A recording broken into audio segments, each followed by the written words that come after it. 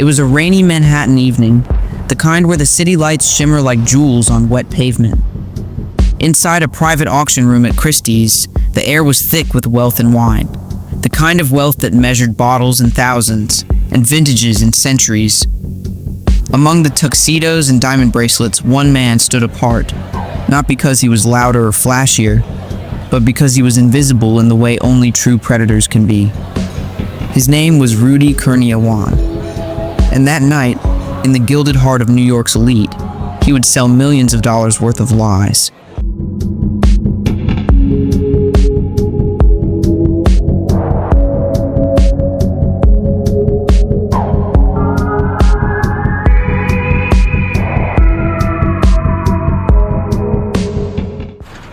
To understand how Rudy got here, you have to know where he came from. In the late 1990s, he arrived in California, a quiet, unassuming Indonesian immigrant with a student visa and a bottomless fascination for wine. He started small, Napa tastings, cheap bottles. But even then, there was something unnerving about the way he listened, like he was memorizing every word. By 2002, Rudy was already showing up at Beverly Hills auctions, bidding on rare Burgundies with reckless abandon. And yet, nobody seemed to notice that this young man with an easy smile was dropping more money than even the old money collectors could. They called him Dr. Conti, a nod to Domaine de la Romanée Conti, the holy grail of Burgundies. Rudy could speak about the nuances of a 1945 vintage like he'd been there when it was bottled. At first, they chalked it up to a savant's palate. He could blind taste a lineup of wines and identify not just the year, but the vineyard. In a world where expertise is king, Rudy's genius became his ticket into the most exclusive wine circles in the world. By 2006, he was orchestrating his own auctions, selling bottles from his private cellar. The catalogs read like a billionaire's fantasy, magnums of 1947 Chateau Cheval Blanc, dusty Romanée Conti from the 30s. Bidding wars erupted, each lot fetching hundreds of thousands, sometimes millions. In one single weekend, Rudy sold $35 million worth of rare wines. The press called it the most important auction in history. Collectors clinked glasses in his honor. And Rudy? He just smiled and moved another box into the back room.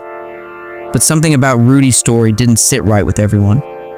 In 2008, billionaire collector Bill Koch received a tip. A handful of bottles he'd bought. Bottles supposedly from Thomas Jefferson's personal collection, tested as modern fakes. The paper was wrong, the glass was wrong, the wine was undrinkable. Koch, never a man to be made a fool, hired former FBI agents to investigate. Meanwhile, Rudy kept playing his part. He invited friends to his mansion in Arcadia, California. They'd drink 10,000 bottles by the case, the kitchen counters littered with corks and stained decanters. Guests described walking into rooms filled with rare vintages stacked to the ceiling, more wine than any one man could ever drink. To the untrained eye, it was a paradise, but in reality, that mansion had a secret. In the garage, behind a locked door, was Rudy's workshop, a dim, airless room where bottles sat in rows, labels soaking in water, corks littering the floor. On the workbench were glue, stamps, ink, and rolls of antique-looking paper. Rudy had been counterfeiting the world's rarest wines, mixing cheap Bordeaux with old Burgundy sediment to mimic the color, carefully applying forged labels. Each bottle was a masterwork of deception, aged by time only in the imagination of the man who bought it.